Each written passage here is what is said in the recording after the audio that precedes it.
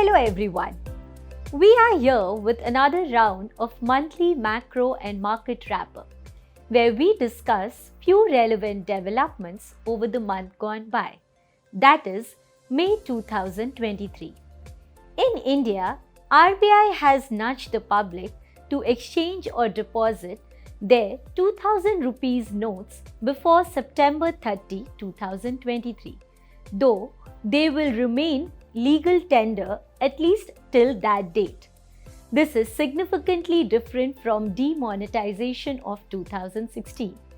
RBI had systematically reduced the circulation of these notes for last 6 years, and today they stand at 10.8% of currency in circulation, aggregating to rupees 3.6 trillion, whereas in 2016, 500 and 1000 rupees notes accounted for 85% of currency in circulation and aggregated to rupees 15.4 trillion.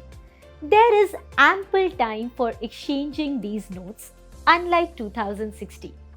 We expect less than 2 to 3% of Indian public to be materially impacted by this exercise. There could be a temporary and marginal relief to current banking system liquidity pressures, and short-term rates could cool off a bit. We do not foresee a material increase in unwanted discretionary spend and a limited impact on growth and inflation. The issue of debt ceiling in the US has also grabbed market headlines. US credit default swaps have already spiked and T-bill rates have risen. While the ceiling has been raised more than 90 times since the concept was introduced in 1917, there were 3 occasions when the US neared default and even shut down in the government. The US is the only major country where the legislator can authorize spending without at the same time agreeing to how to fund it.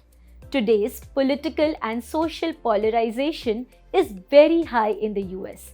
Given the USD's importance, any hint of default in the world's most liquid market would have significant global consequences. The common feeling is that some logical conclusion will be reached to, but in the interim, there could be an accident. But the extent to which the further market pressures may ultimately be necessary to facilitate a deal remains an open issue. This entire episode will reach its climax in June, by when we will know the finer details of any fiscal austerity, debt limit raises or suspension thereof. Till then, one could see some risk aversion and volatility in the market as X date approaches. Now, coming to the markets, US yields peaked in October 2022 along with dollar and inflation.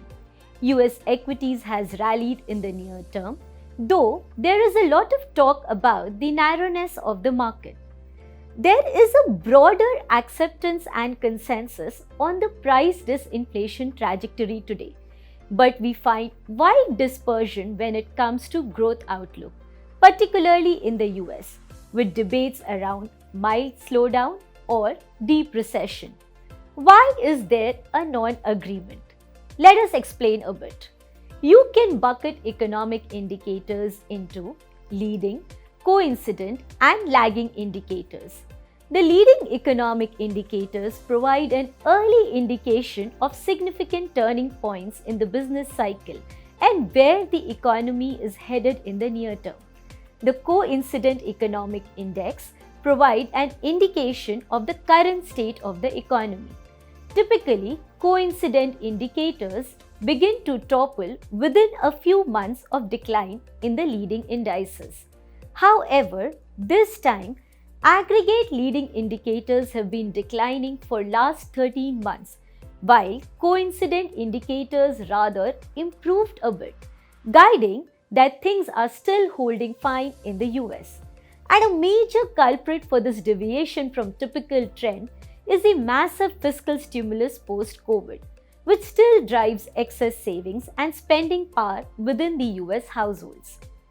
So, when we see healthy activity data and corporate profits, despite such aggressive tightness, few collapses in the banks, one is bound to question the severity of the problems that lies ahead. Agree, there is a huge uncertainty around it, and things could get clearer couple of months ahead. We have often discussed about this, but to reiterate, rapid increase in rates, quantitative tightening, and now tightening credit have shifted the balance of risk towards a slower economy. But given that inflation has been slow to moderate, Fed may err on the side of cutting later than earlier, just to make sure that the hard economic data justifies them cutting. Similar growth debate can also be found in India. Growth projections for FY24 ranges from as low as 5% to as high as 7%. We expect growth to sail fine in first half of FY24 and in fact in the excess of 7%, but it could dip to 4% odd levels by second half when external demand conditions become weaker, thereby stalling investment decisions. We have a similar thesis for FY24 earnings. Nifty is expected to deliver mid-teen EPS growth in FY24. These assumptions could get tested in second half of FY24. Overall, in an environment where tightening is largely behind, but where growth sluggishness may persist, it pays to be a bit cautious on equities. Nifty has retraced its March low and stands to near 18,000 levels, which was seen 6 months ago. But it could remain sideways throughout 2023 until there is a clear and strong signals of market bottom. Peaking of liquidity tightening may mean more opportunity for bottom-up stock picking. Coming to fixed income market, as in the case of the US, emerging markets too have been intensifying expectations that a turn in policy cycle is round the corner. Unlike US, Indian CPI has fallen to desired range. Still, RBI may be headed towards a long pause, with more serious discussion on easing at least 6 months away. It is not unusual for bond yields to move in advance of the policy makers. If we believe that rate cuts are likely the next logical step, spreads can compress further. It makes sense to stay invested in long-term papers. Signing off for this month. Thank you. Mutual fund investments are subject to market risks. Read all scheme-related documents carefully.